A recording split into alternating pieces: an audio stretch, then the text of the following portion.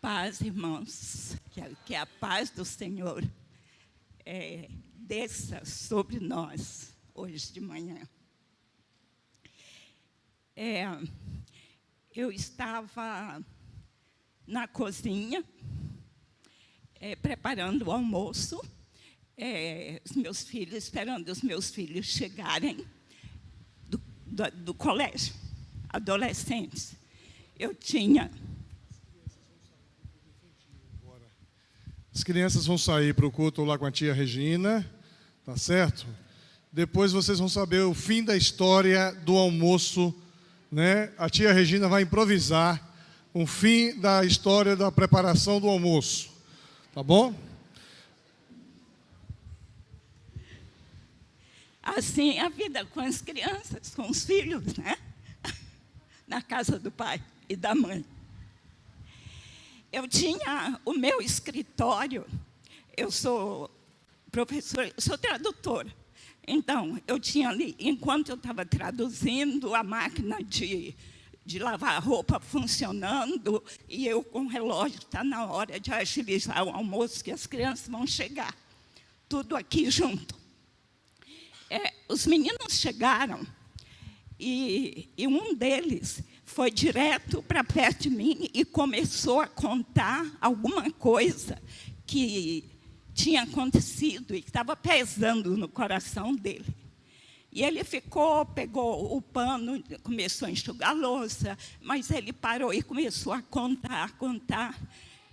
E eu agilizando as coisas, ocupada.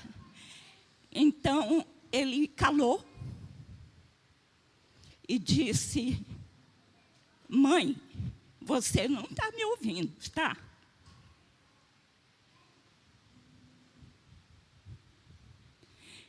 E aquilo pesou. Quer dizer, eu estava lá, estava conversando com ele, mas ele percebeu: mãe, você não está me ouvindo de verdade, está? Eu não estava. Alguma vez você já se sentiu assim? Que Deus está falando com Deus, você está falando com o Pai, está falando das suas agonias, e Deus não está nem aí? Ou, pior ainda, quantas vezes você já fez isso com Deus? Quantas vezes eu já fiz isso com Deus? Deus quer falar comigo e eu não ouço, eu não estou ouvindo. A Bíblia tem muitas menções a isso, a essa reclamação de Deus em relação a gente. Isaías 30, por exemplo, tem uma palavra interessante que Deus diz em relação ao seu povo. Ele diz: olha, a salvação de vocês... Alguém quer ler para mim Isaías 30, versículo 15? Isaías 30, versículo 15.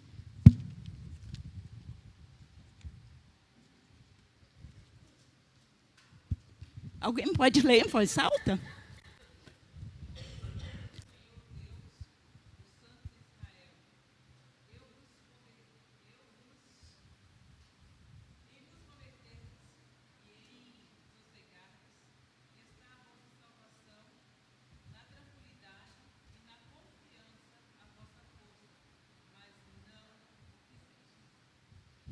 Olha só.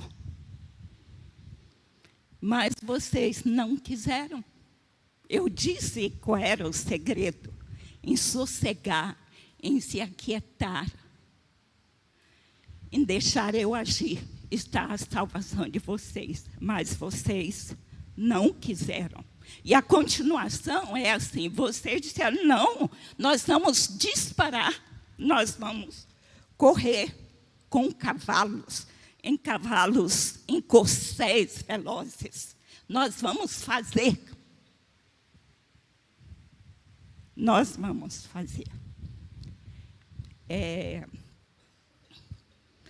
E mais adiante, Deus diz, fala todo o movimento, depois diz assim, olha, vocês vão correr, vão, até que não vai dar nada dar certo, mas o Senhor espera por você, para mostrar compaixão.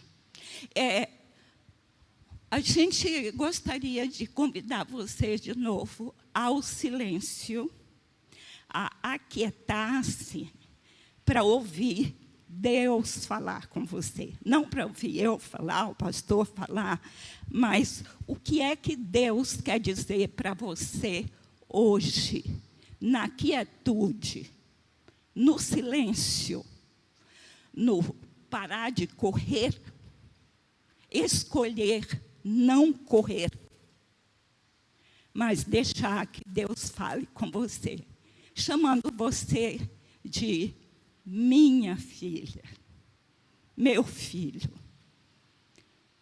Eu queria te dizer uma coisa hoje, não para o teu vizinho, mas para ti.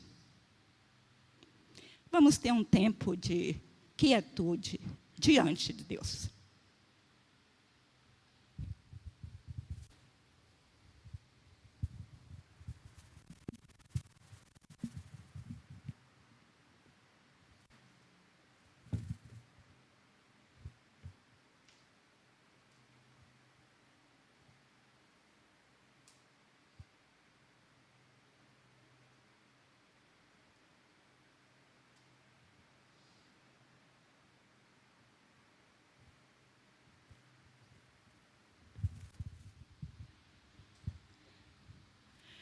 Vamos recordar, você no seu lugar, tenta lembrar de novo a história que está sendo a nossa história.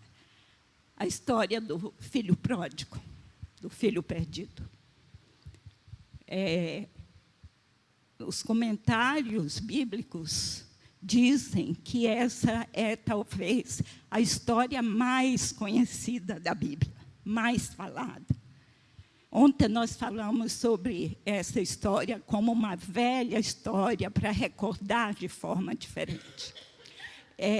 De novo, ainda em silêncio, tente lembrar da história. Se você quiser ler na sua Bíblia, ou só lembrar e imaginar as cenas dessa história. Lembre, se alguém estiver perto, dá para projetar? Se alguém estiver perto ou quiser dar uma olhada nos quadros, mas faça isso em silêncio, respeitando os outros. O que é que nessa história chama a sua atenção? O que chamou a atenção ontem, e talvez hoje, algum detalhe diferente, chame a atenção. Se for o caso, pode anotar. O que chamou a atenção nessa história e que toca a minha história? Vamos fazer isso por alguns minutos só e em silêncio.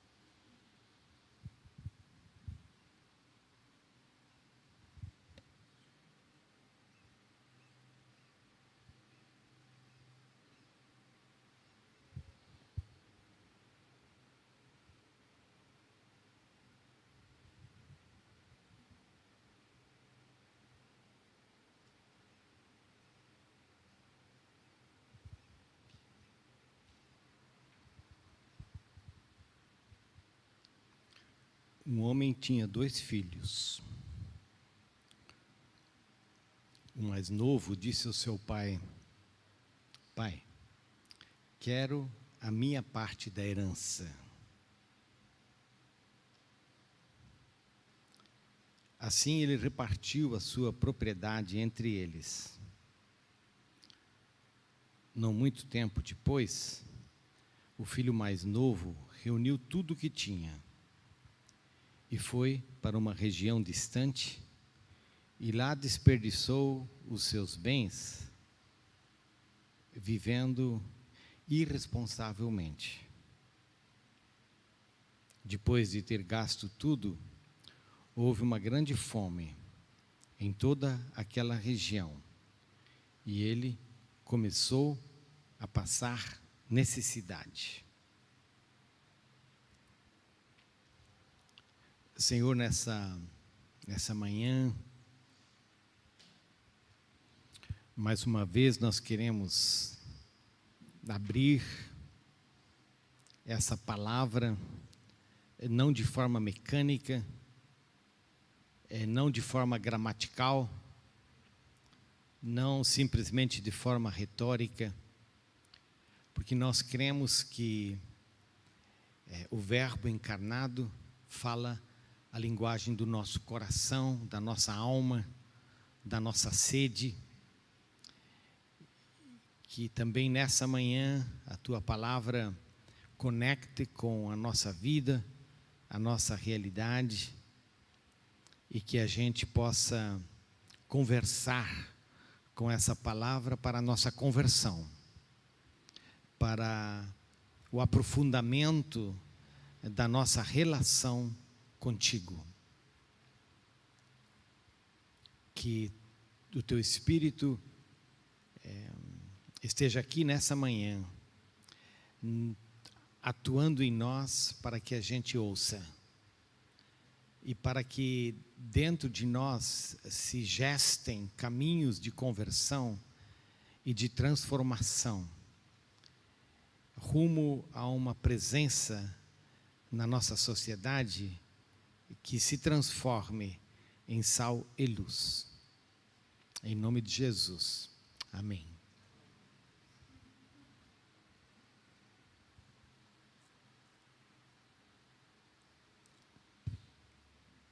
Pessoal, eu trouxe meu celular, mas ninguém recolheu nada. Eu queria um sorvete. E nada, não é? Olha, eu aperto aqui o meu celular, diz assim: relatório semanal disponível.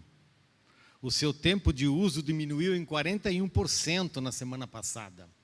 Eu queria que vocês me dessem parabéns. Obrigado, muito obrigado, né? É que eu preciso do relógio aqui, né? Então, gente, hoje de manhã eu queria voltar a essa história, né?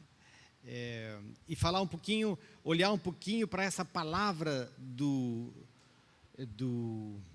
filho que diz: Pai, quero a minha parte da herança. Eu queria falar hoje de manhã um pouquinho sobre meus direitos. Eu tenho direito. Eu mereço.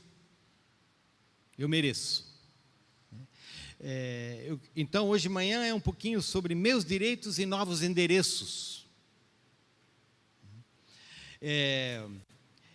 A gente fez alusão ontem a esse livro aqui, A Volta do Filho Pródigo, que é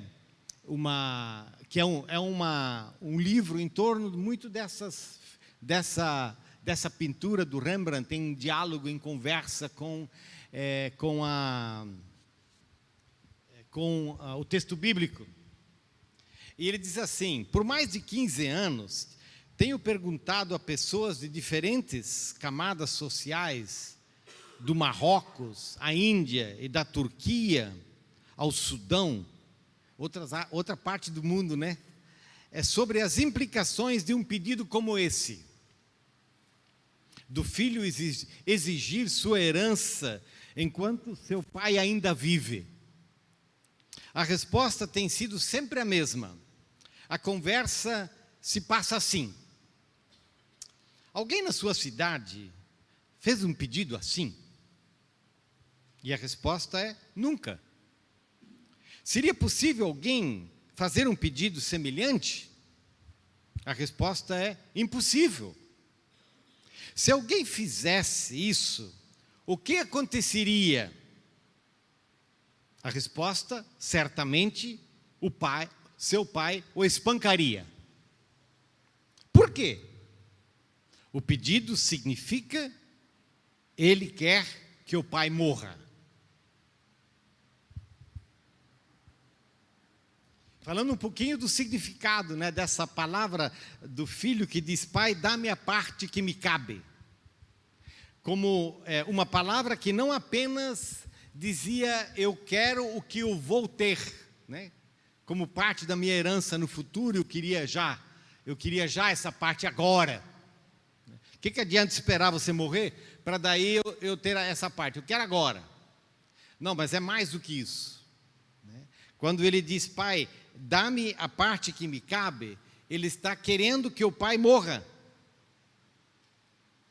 Claro que essa é uma história, uma parábola dentro de uma outra cultura, né? E que a gente muito mais pensa em como que a gente pode adiantar a herança. Mas isso é muito menos profundo do que dizer: não, eu preciso que o meu pai morra, porque quando o meu pai morrer, eu vou ter acesso a isso. Pai, dá-me a parte que me cabe. Ontem de manhã e de noite eu falei já e repito, né, que como que você olha para as conversas da Bíblia e como que você se vê dentro delas, né? Mas eu queria dizer que quando a gente fala sobre essas histórias, a Bíblia não olha o passado com olhos rosados e o presente com lentes escuras. Às vezes, nós que ficamos um pouco mais velhos, a gente acha que ontem era melhor do que hoje. E de que as novas gerações, né, elas estão perdidas e a gente é que tinha os bons tempos. Mentira. Né? Porque quando a gente era mais novo, a gente tinha alguns dos mesmos desafios, não é?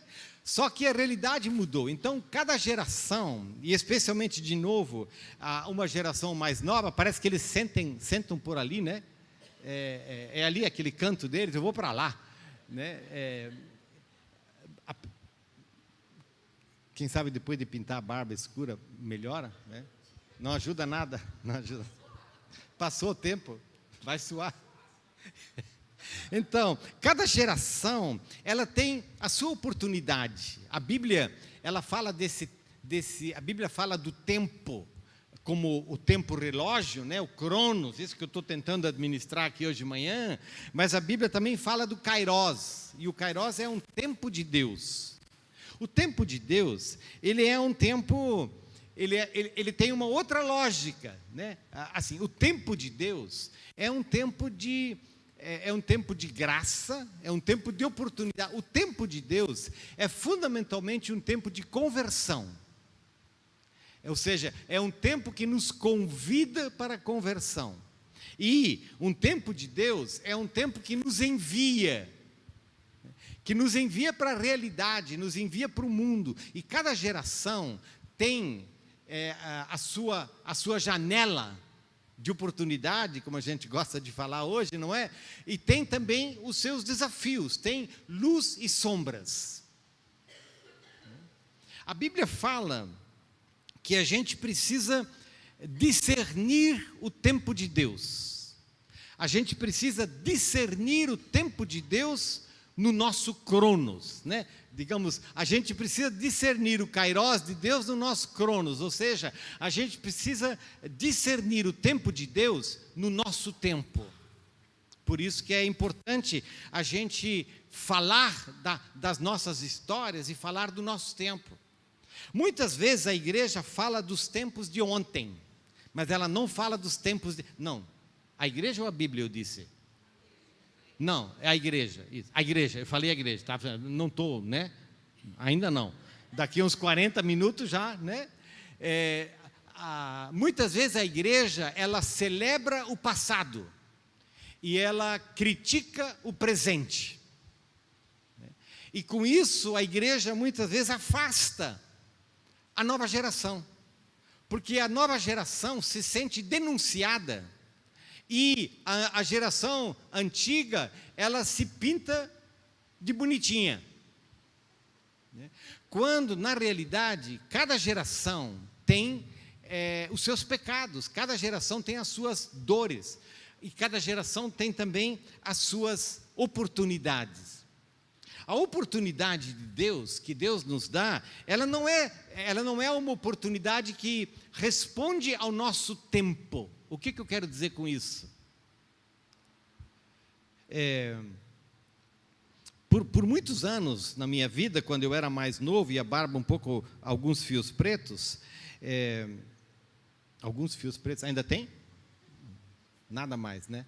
Então, quando eu tinha ainda uma barba um pouco mais, assim, decente, então, eu viajava bastante, eu passava parte do tempo sempre fora do Brasil, e uma das coisas que me incomodava era que a gente estava no Brasil, em outros países da América Latina, vivendo um tempo de crescimento de igreja, de expansão de igreja, né? Eu me lembro que uma vez eu estava em Santa Cruz de la Sierra, numa conferência de pastores, tá? E o pastor estava pregando, dizendo, essa é a hora de Deus para a América Latina. E eu disse, é verdade, mas... Porque aí, de repente, eu estava na Indonésia. Né? E na Indonésia, a igreja é pequenininha, gente, é um país muçulmano, em grande parte. Né? E eu estava lá sentado na casa de uma família que é cristã na Indonésia, e dizendo, mas então, como que eles vivem o tempo de Deus? Porque esse é o lugar que Deus deu para eles, e Deus abre oportunidades para eles e para elas. Às vezes as oportunidades que Deus abre, elas são oportunidades em meio ao sofrimento, em meio à dor, mas Deus dá oportunidades, mesmo que seja, às vezes, a oportunidade do silêncio, do amor e do serviço. Eu estava na Mauritânia. A Mauritânia é um país muçulmano, de fato, né, de governo. A Indonésia é um país que tem uma maioria muçulmana, aliás, o país com a maior população muçulmana do mundo, mas a Mauritânia, ela é uma república islâmica. Você não pode, né? A igreja é proibido, o testemunho é proibido. A igreja que existe é uma igreja para estrangeiros. Os locais, os nacionais, não podem ir. Não podem ir lá, nessa igreja. Eles não podem se converter. Você não pode anunciar o Evangelho. E a nossa missão, a nossa organização, ela estava lá por 20 anos, trabalhando, servindo.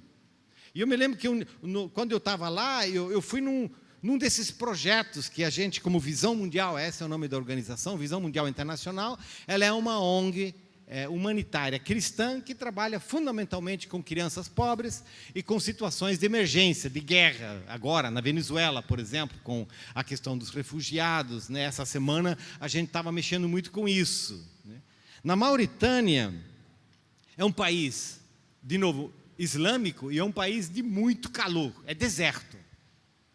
Estava lá a tenda montada, e eu disse, mas o que nós estamos fazendo aqui? Porque tinha um monte de criança correndo, tinha um monte de mulheres ali presentes, né? Então, eu disse, o que a gente está fazendo aqui? Ela disse, não, nós estamos ensinando as mães a elas prepararem uma comida nutritiva para os seus filhos que usem recursos locais. Ou seja, né, os recursos que as mães têm acesso, preparando uma comida nutritiva para que os seus filhos sejam bem alimentados. Disse, é isso que a gente faz, é uma das coisas que a gente faz aqui, é isso. Nos fundos do terreno tinha uma pequena horta. Né? Nessa convivência, lá, nesse pouco tempo que eu passei, todo mundo sabia de alguma forma que nós somos uma organização cristã. Mas isso não significa que a gente pode, né, na manhã abrir a Bíblia e ler o texto bíblico, porque se fizer isso, faz só uma vez.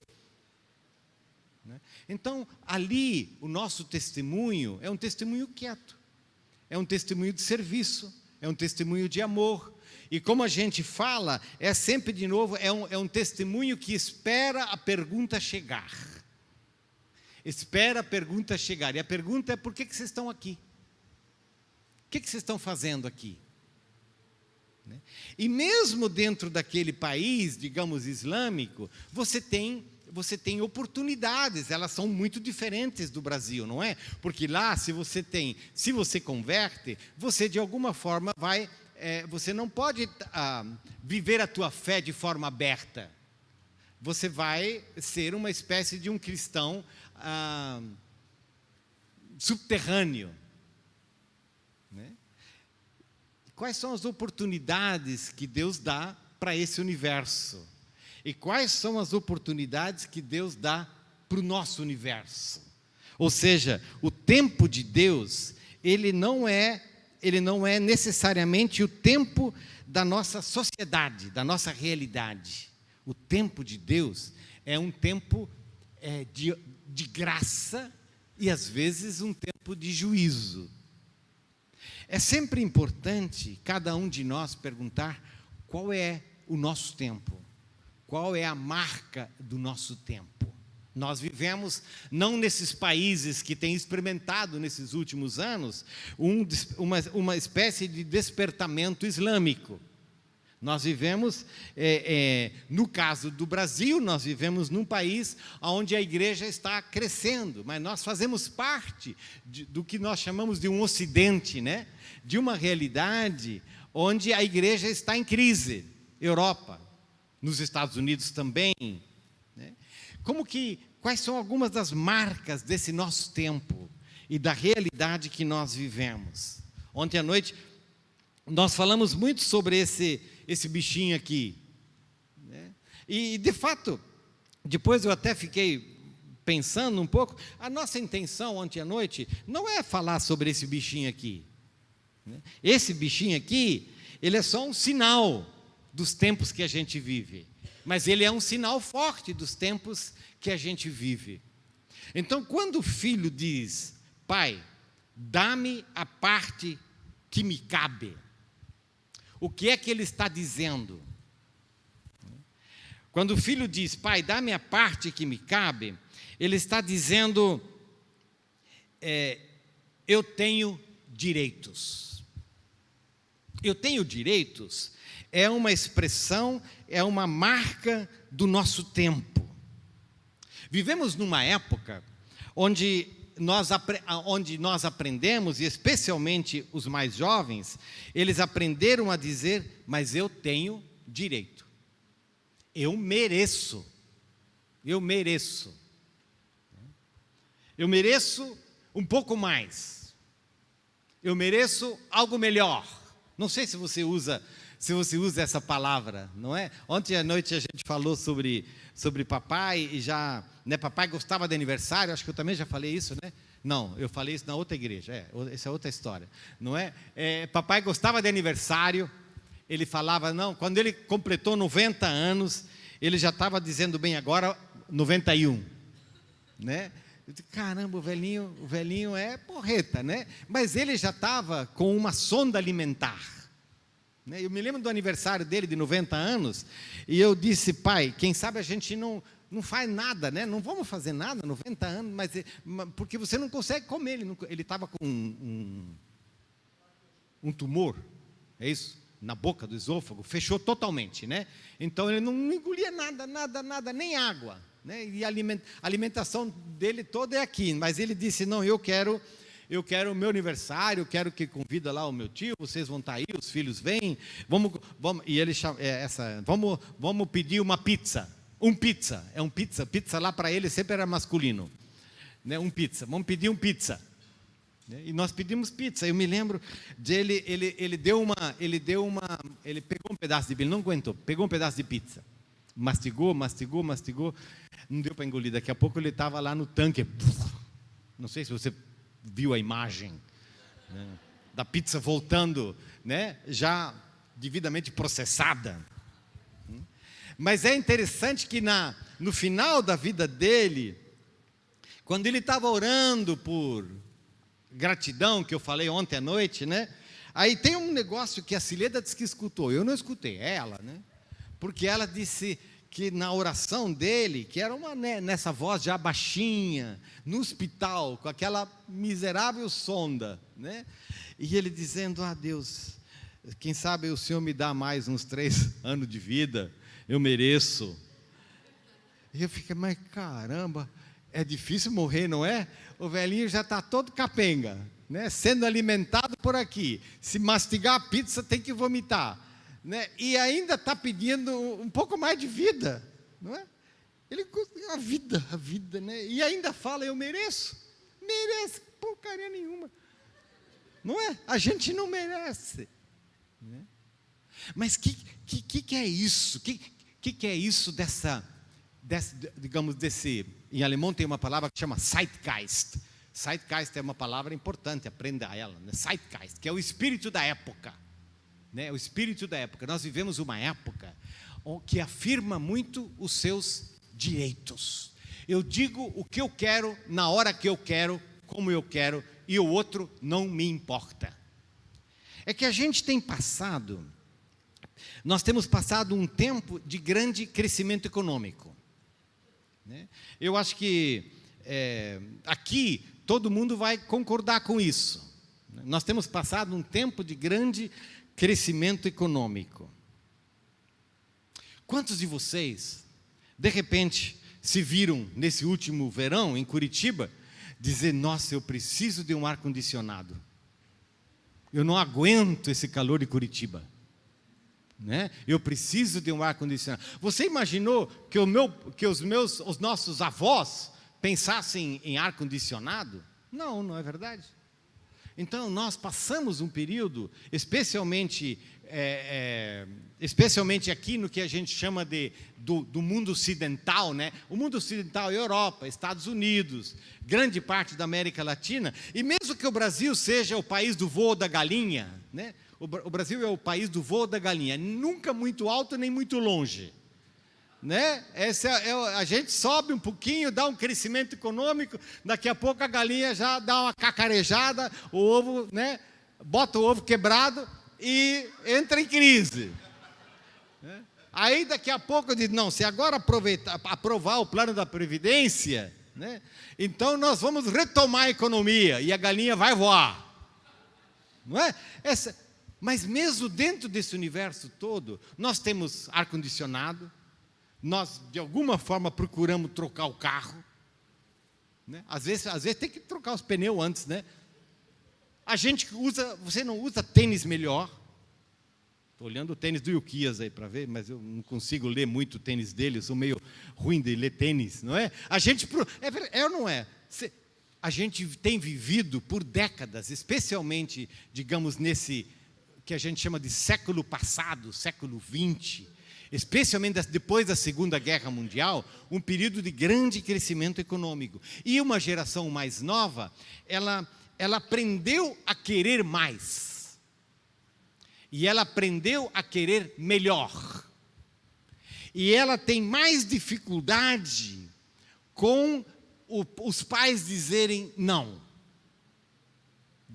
Porque eles querem sempre mais e que os pais digam sim.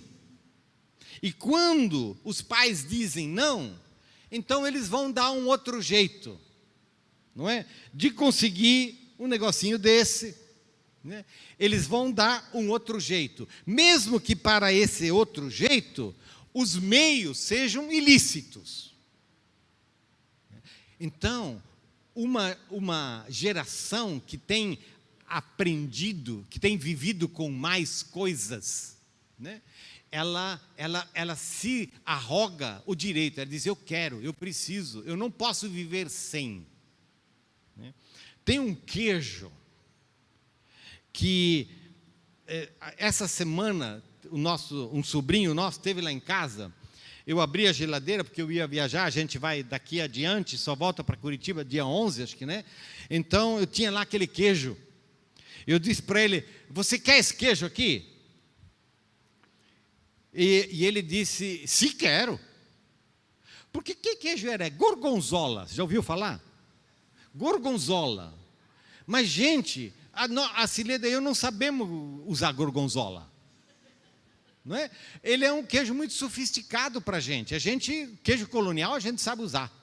Gorgonzola é um queijo mais sofisticado. Quem trouxe gorgonzola lá para casa foram os nossos filhos. Porque eles aprenderam a cozinhar. E quando eles vêm visitar a gente, eles deixam o resto de gorgonzola. E aquele gorgonzola fica, até que aquele começa a cheirar melhor ainda do que ele já cheira normalmente.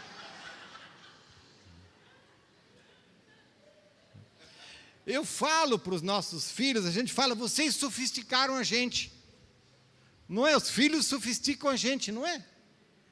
Então, nós vivemos um período onde nós temos mais, nós queremos o melhor e nós não aceitamos um não. Nós dizemos: Pai, dá-me a parte que me cabe. Nós vivemos uma outra marca das nossas últimas décadas, é que nós vivemos um avanço que a gente chama de um avanço científico-tecnológico. É impressionante, não é? Os jovens sabem mais do que isso, não é? Essa semana, foi semana passada, hoje é domingo, né? Semana passada, o que foi lançado semana passada? Hein? Não, S10 é da Apple. É de quem? É da Samsung, isso mesmo. Ixi. A Samsung lançou o quê? Galaxy. O cara sabe tudo aqui, né? Como é que é a estrela? Quem sabe? O que eles lançaram? O que lançaram? O que a Samsung lançou? Ei, vocês estão aí? Hã? Fala mais alto. 3 câmeras. E lançaram um que abre. Isso. Foi a Samsung que lançou um celular que você abre, aí você tem a tela dupla. Já pensou, cara, o que você pode fazer? Como a vida tua vai ser feliz se você tiver um celular de tela dupla? Yes, you can. Não é? É verdade. Cara, eu quero um celular daqui. Você pode olhar Netflix direto. Netflix, vocês olham aí na Netflix?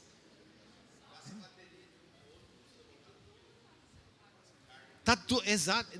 Tudo está no celular. Tudo está no celular, é verdade. Que não caia. Né? Então, nós vivemos um período de um avanço tecnológico, científico. O que esse avanço tecnológico e científico fez com a gente? Fez com que a gente tenha pressa. Né? Pressa. Eu quero já. Quando aquele teu computador começa a ficar lento, você fica nervoso, não é? Quando eu falei ontem do meu iPad, quando eu chamo o texto, mesmo o texto bíblico, o cara, né, vai lá no Antigo Testamento buscar o texto bíblico de volta, não é? Demora muito. Eu digo para minha esposa: olha, está morrendo esse bicho aqui. Né? O avanço tecnológico e científico, ele fez com que a gente tenha muita pressa. Eu quero já. Eu quero já e eu quero tudo. Me dá já o que eu quero, me dá tudo. E você entra e nesse entrar, você tem um mundo que você descobre. E também um mundo do que você de repente não tem. E você diz: eu preciso mais. Não mais, eu preciso tudo, não é? Eu quero, eu tenho direito. Não é possível, gente. Cara, que mundo é esse? Não é possível que a Samsung lance um celular que tenha tela dupla, na qual eu posso ver aquela pintura de uma forma muito real, e eu não comprei aquilo. Não é possível, eu tenho que ter acesso, afinal eu mereço, não é? esse mundo no qual a gente vive, ele colocou diante de nós um mundo de possibilidades, e a gente fica com muita salivação. Eu quero, Pai, dá-me a parte que me cabe. Dá-me a parte que me cabe, eu preciso, eu quero. É hoje, é hoje. E a gente no passado, até, desculpe aí a turma mais nova para falar uma imagem do passado, lembra do passado quando você tinha uma geladeira branca e o seu vizinho comprou uma geladeira azul clara? E você olhou para aquela geladeira e disse, nossa, como eu sou infeliz com a minha geração, com a minha geladeira branca. E você começou a trabalhar para que você tivesse uma geladeira azul clara. Essa geração nova ri, não é dessas, porque a Amazon já não tem mais geladeira azul clara. Aliás, agora eles têm umas outras geladeiras que é para os homens comprar, porque os homens vão aprender a cozinhar agora. Faz gelo. Então, assim, nós vivemos numa época onde nós passamos a ter mais, e melhor, e mais rápido, certo? Mas nós vivemos também numa época onde nós passamos a ter mais... Desculpem, né? Já me falaram que não posso, né? Eles que se virem. Isso aí, minha geração é assim, cada um se vira. Se vira como pode, né? E enquanto pode, né? O que eu estava falando agora? Eu estava querendo falar sobre isso. Você tem a liberdade de se virar, porque nós vivemos uma época onde nós tivemos muita liberdade. Muita liberdade. O que é a liberdade? A liberdade... Bom, o que é a liberdade? Você sabe o que é a liberdade, não é? É o espaço, é o acesso. Você tem liberdade de movimento. É impressionante, não é? Quer dizer, eu fico assim, os nossos filhos, caramba, eles mudaram, foram tudo embora do Brasil. E eu sou dessa geração onde eu acho que você tem que ter compromisso com a tua terra, com a América Latina, né? Aí, de repente, o meu filho mais velho foi estudar, ele era pastor aqui com a gente na igreja, pastor de louvor e artes, terminou o bendito doutorado e não conseguiu emprego no Brasil, e ofereceram um emprego para ele bom nos Estados Unidos. Ou seja, a gente, hoje, você, né? De repente, eu não sei, eu acho que você não é dessa turma, nem a minha esposa e eu, né? Mas a gente tinha aí uns pessoal aí, né? Dizendo, olha, não, a gente vai fazer o enxoval das crianças em Nova York. Né? Miami é mais perto um pouco, né? Mas Nova York é Nova York. Nova York. Gente, aquela esponja que você compra em Nova York para dar banho nas crianças não existe. É só lá em Nova York. Eu tenho que ir em Nova York para comprar aquela esponja para dar banho no meu filho. Ele merece.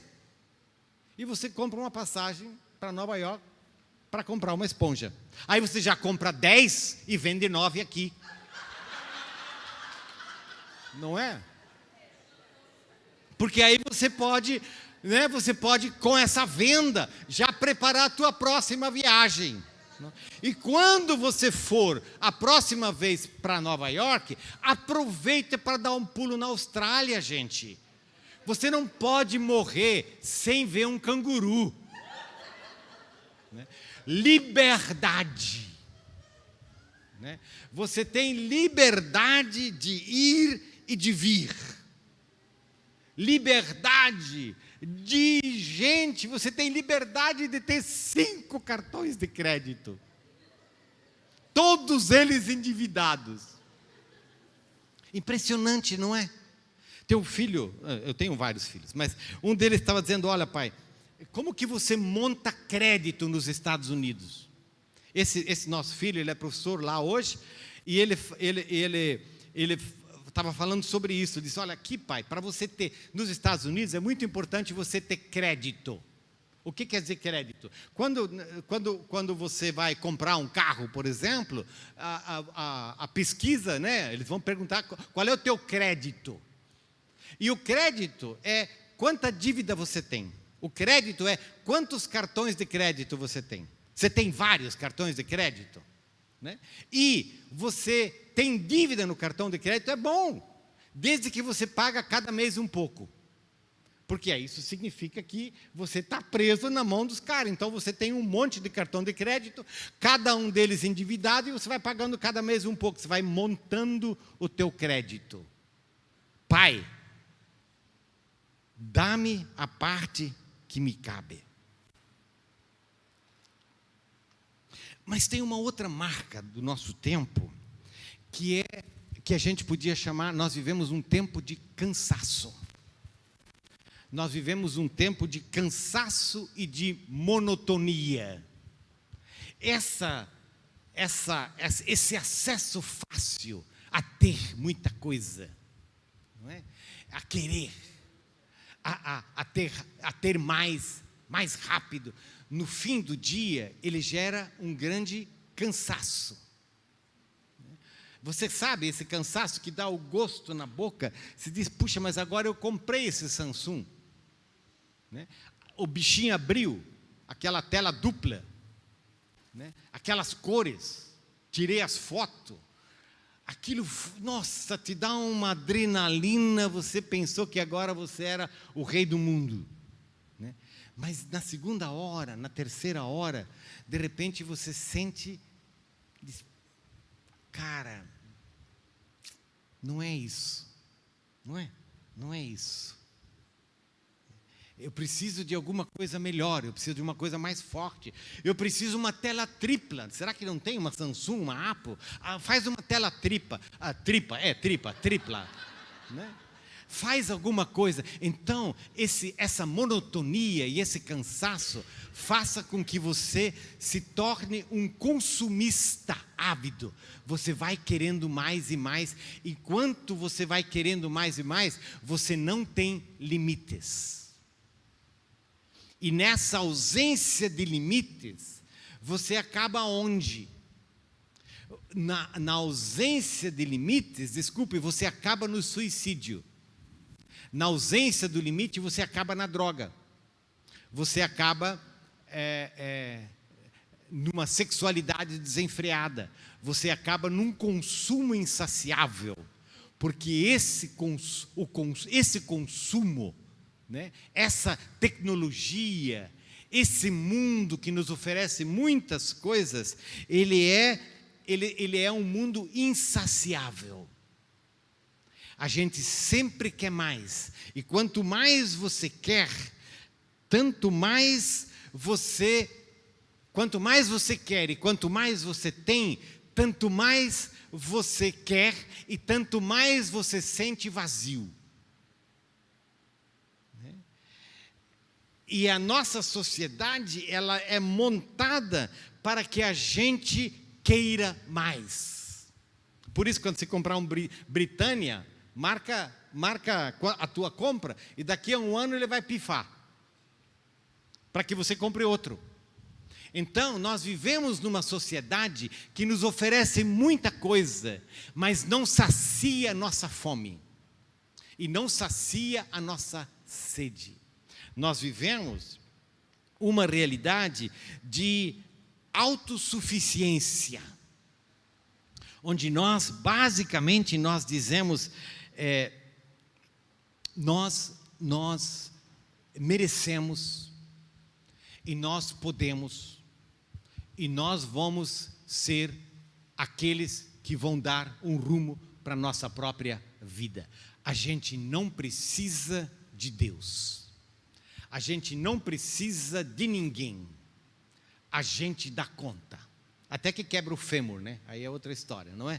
Mas essa é uma marca do nosso tempo, e interessante, mesmo para muitas vezes, mesmo os que se reúnem na igreja, mesmo aqueles que vão no culto, domingo após domingo, eles têm uma cosmovisão, né? Uma visão de mundo que é pagã, que quer dizer o quê? Quer dizer que eles têm essa visão de mundo, onde a gente quer mais, igual a todo mundo, e ainda mais do que isso, a gente aprende a orar, para que Deus nos ajude a trocar de carro, para que Deus nos ajude a comprar o celular da tela dupla, para que Deus nos ajude. Então, o que acontece? A gente faz de Deus uma espécie de contínuo, um ajudante, para que a gente seja mundano, para que a gente viva como o mundo vive, para que a gente tenha valores como o mundo tem,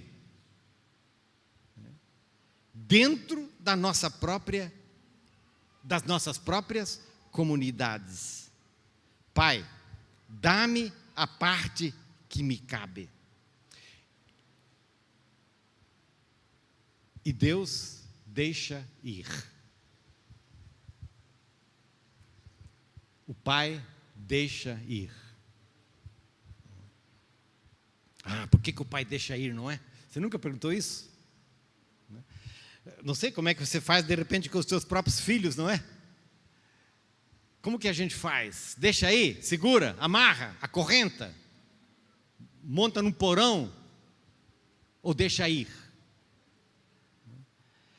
Deus deixa ir, mas ir tem consequências. Ir tem consequências. Olha, o texto fala sobre isso, não é? Não muito tempo depois, o filho mais novo reuniu tudo o que tinha e foi para uma região distante e lá desperdiçou os seus bens irresponsavelmente.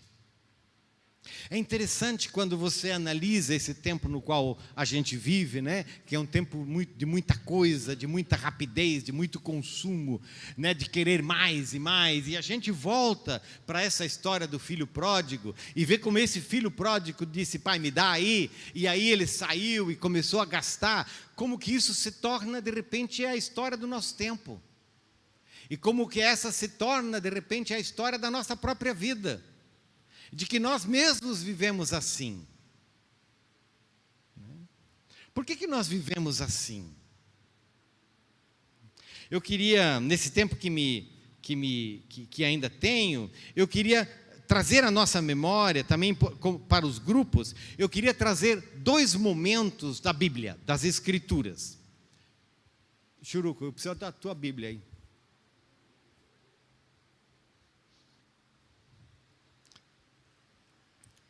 Então eu queria trazer 2 momentos das Escrituras para nós. O primeiro momento que eu queria trazer era uma palavra, desculpe, de Gênesis. Gênesis 3, Gênesis 3, 6. Gênesis 3 é aquela palavra onde tem aquela conversa entre a serpente, né, e a mulher. E olha o versículo 3, 6, diz assim, se eu achar aqui: quando a mulher viu que a árvore parecia agradável ao paladar, era atraente aos olhos, e além disso, desejável de obter discernimento. Agradável ao paladar, atraente aos olhos, e além disso, desejável para o discernimento. A gente olha e diz: nossa, os cara da Apple, acho que leram esse negócio, né? Porque veja a importância da Apple, a Apple que faz esse trem aqui, não é? Que é o iPhone. Gente, quando agora eles estão meio já em decadência, passou o tempo deles, né? Mas quando eles iam lançar um negócio novo, né? Então, se formava fila, se forma ainda, né? Fila, a noite toda, porque imagina você, como que isso aqui é agradável, como que isso aqui é atraente, e como que isso aqui é desejável. É a maçã. Foi boa essa, eu não tinha pensado. O símbolo da Apple é uma maçã, né?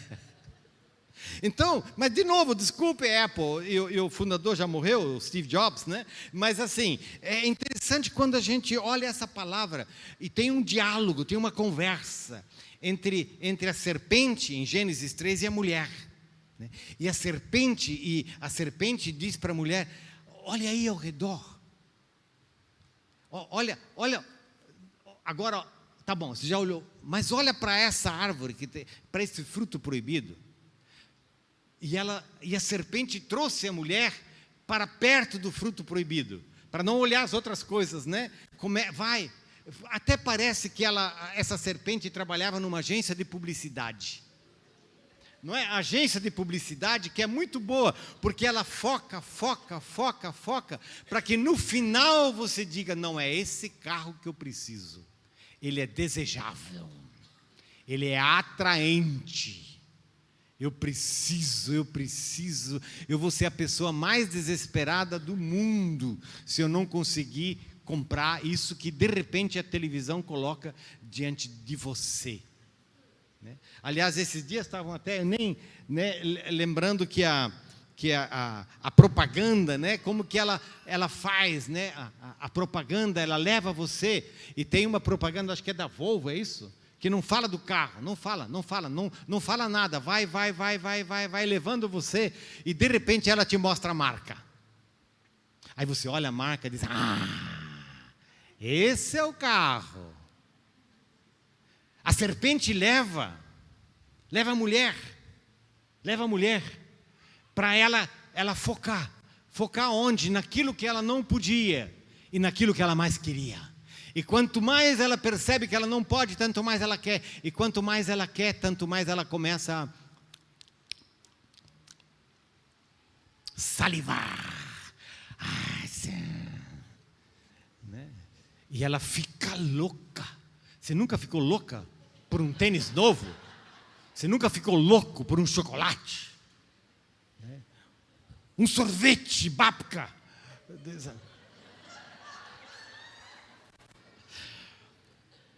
Agradável ao paladar. Ai, aquele sorvete, ele derrete na boca. Né? E aquele gosto. Agradável ao paladar. Gente, vocês já perceberam o quanto da nossa vida gira em torno de paladar? Paladar. De comida. Gorgonzola. Sileda, aprenda a comer gorgonzola, porque será o prazer da tua vida. Queijo colonial é coisa para pobre.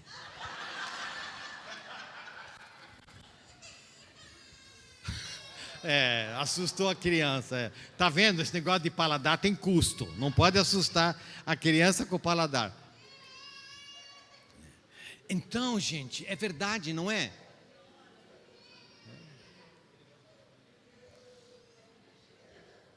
Acho que ela não. Eu ia fazer, né, alguma conversinha de repente. Tá com o paladar aguçado, né? Quer comer. Mas eu acho que foi o susto das risadas mesmo, né? Agradável ao paladar, não é verdade?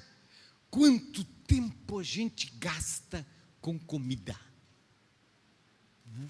Eu lá em casa estou querendo desenvolver uma dieta monástica. Menos e menos vezes. Os meus filhos e a minha esposa não estão concordando muito comigo com essa coisa de corta comida, jejum. Né? Brincadeira séria, mas é verdade, não é? Paladar. A outra coisa, olhos. A importância dos olhos, né? Atraente aos olhos. Gente, eu já falei sobre isso, né? Mas, gente, você lembra como era... Não, sobre isso eu não falei. Mas você lembra como era ruim aquela televisão pequenininha, preta e branca? A gente não via nada, não é? A gente não via nada, a gente não via a axila das pessoas. Não.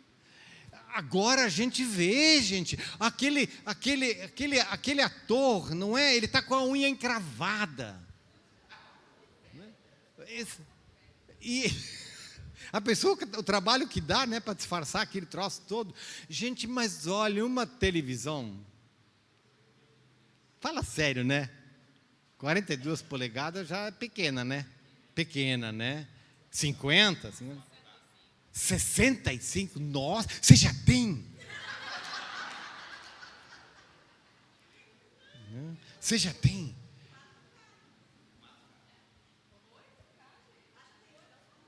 Sério? Eu preciso, gente. Eu queria tomar uma oferta hoje. Nós vamos recolher uma oferta para que esse pastor aqui pudesse ser abençoado, reverendo Ilquias, né? Com uma televisão 65 polegadas. Não vai dar. 50 polegadas também não vai dar. 42 também não vai dar. Você vai me dar uma preta e branco. Gente, mas olha, é agradável aos olhos. Você pensa que era só a Eva que foi tentada? Para onde que você está olhando? E depois fala, desejável para obter discernimento. Gente, desejável para obter discernimento, a gente precisa saber. Porque quem sabe ganha. Quem sabe ganha. E então, essa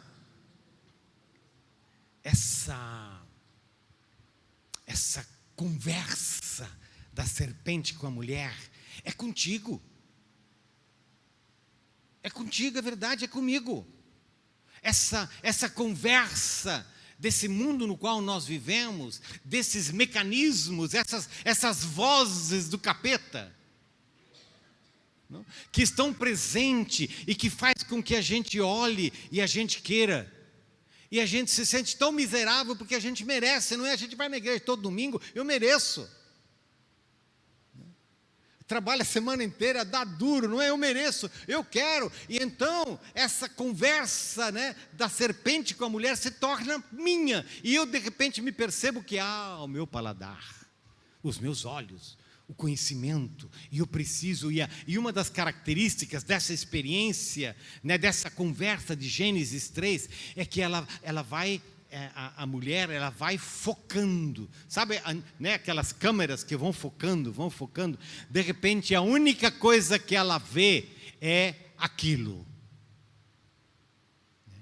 e então nós sabemos as consequências, não é? Quem não consegue perceber qual é o seu espaço e o seu limite, quem não sabe dizer sim, também não sabe dizer não. E quem não sabe dizer não, não sabe dizer sim. Porque quando você não tem limites, você não tem limites. As fronteiras, elas nos ajudam a orientar a nossa vida para que a gente possa saber por onde anda. Por isso, quando a gente chega em Mateus 4, né?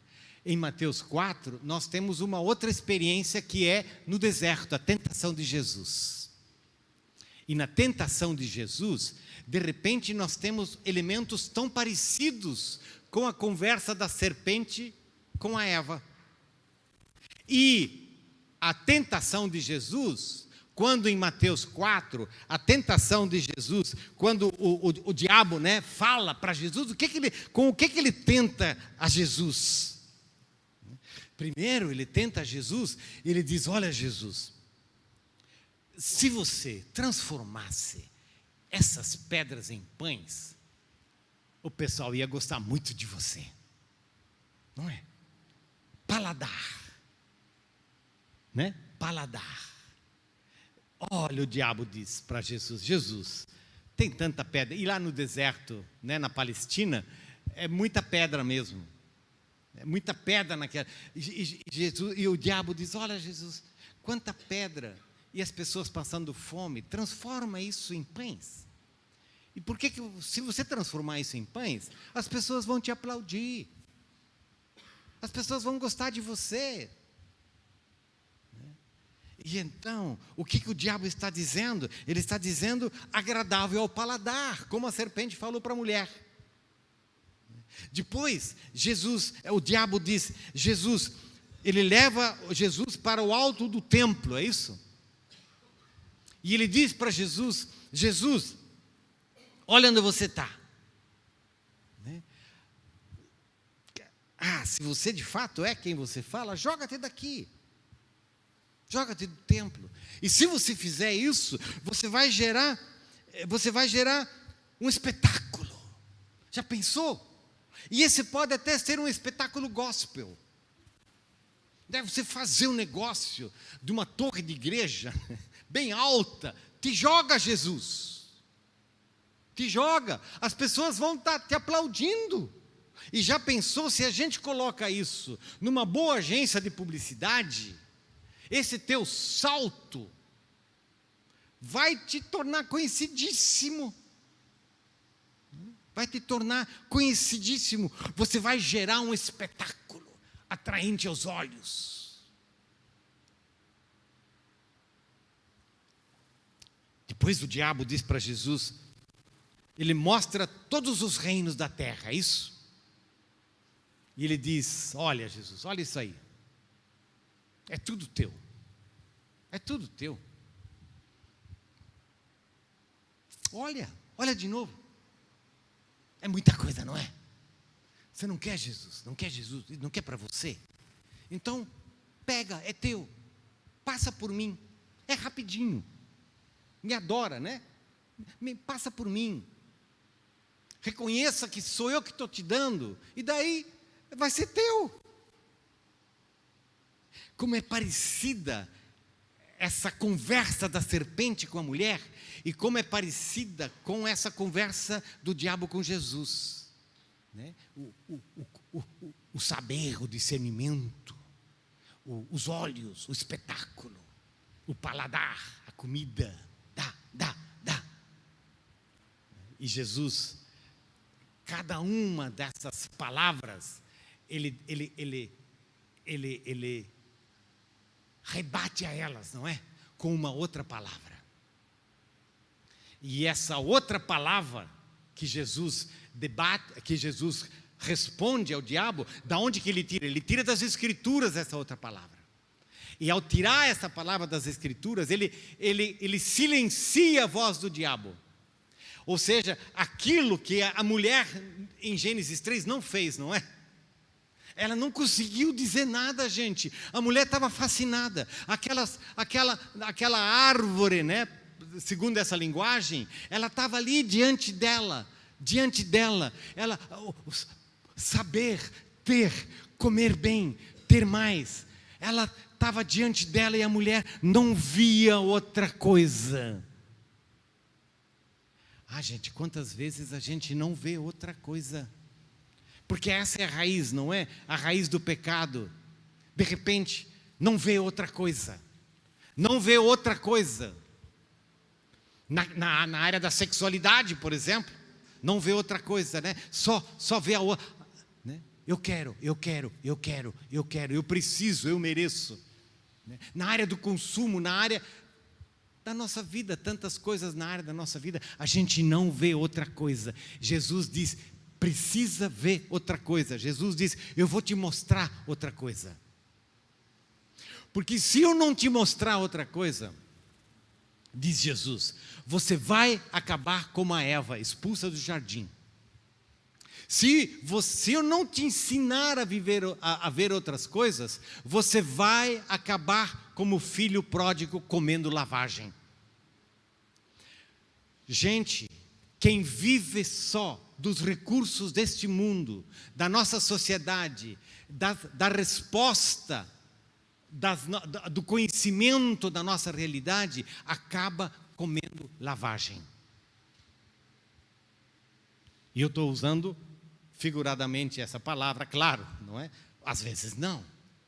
Ou seja, se você só vive assim, pai, eu quero, eu mereço, dá para mim, você vai perder como a areia que escorre entre os dedos, e você vai abrir a sua mão para não ter nada, como o filho pródigo.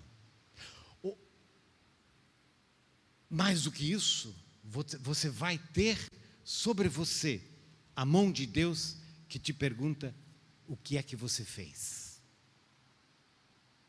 E quando a voz de Deus pergunta o que é que você fez, você não consegue assumir nada. E você diz, mas foi ele, foi ela, foi a serpente. E você termina com o gosto amargo da lavagem na boca. Jesus diz, não viva assim. Se você viver assim, vai ser lavagem. Se você viver assim, vai ser morte. Se você viver assim, você vai sendo consumido por dentro. E você vai gerar uma tristeza da alma. Você vai colher inferno. Tem um outro jeito. Tem uma outra palavra. Tem uma outra palavra. E essa outra palavra, essa é a palavra que Deus nos dá, é a palavra com a qual Deus nos alimenta, é a palavra que repreende o mal, é a palavra que anuncia algo novo. Por isso, aquilo que a mulher não conseguiu fazer, não quis fazer, lá no jardim, em Gênesis 3, que é repreender a serpente, foi o que Jesus fez e nos ensina a fazer. E para cada uma dessas grandes tentações, ele tem uma outra palavra. Não só de pão, você conhece, não é? Não só de pão viverá o homem. A palavra de Deus, ela nos ensina a viver. A palavra de Deus, ela nos dá parâmetros para que a nossa vida se baseie naquilo que Deus nos dá e nos ensina. A palavra de Deus, ela é uma palavra viva que conversa com cada uma das nossas épocas. E nessa conversa com o nosso tempo, nos dá uma capacidade de quê? De resistir e dizer não, e de construir a vida de uma forma diferente. E essa forma diferente é aquela que Jesus nos ensina. E afinal dessa conversa do diabo com Jesus no deserto, Jesus diz, adore o Senhor, o teu Deus. E é assim que termina. Termina para dizer num culto de adoração, adore o Senhor, o teu Deus. O culto, a adoração, é a realidade maior da nossa vida. Não é o paladar, não é o que é agradável aos olhos, não é o conhecimento, é a adoração. Aprender a viver em atitude de adoração a Deus. E a adoração a Deus é fundamentalmente um reconhecimento de quem nós somos, um reconhecimento de quem Deus é e um reconhecimento da comunidade da qual Deus nos dá o privilégio de participar. Porque é nessa comunidade que nós aprendemos a dizer não. Sem essa relação com Deus, sem essa vivência na comunidade, nós temos apenas a árvore diante dos nossos olhos, agradável aos olhos, né? Desejável. Mas quando nós escutamos essa palavra de Deus, e quando nós escutamos essa palavra de Deus no contexto da igreja, da comunidade, nós aprendemos a dizer não ao diabo. Nós aprendemos a dizer não ao tempo no qual nós vivemos. Nós aprendemos a dizer não às tentações que a todos nos afetam. E nós aprendemos com Jesus a seguir um outro caminho, que é o caminho que confessa que o Senhor é Deus. Nós vivemos nele e a partir dele. Nós aprendemos a dizer que Ele constrói uma comunidade, que é uma comunidade que nos dá sustentabilidade, proteção e esperança. E Ele nos convida a ser testemunhas, para que as pessoas não sejam simplesmente vítimas das suas tentações, mas as pessoas encontrem um novo caminho de vida, que é esse caminho que Jesus nos ensina, dizendo não e dizendo sim. E o sim de Jesus é o sim para o Pai. E o sim para o Pai é o caminho da sua vida. Adore o Senhor, o teu Deus.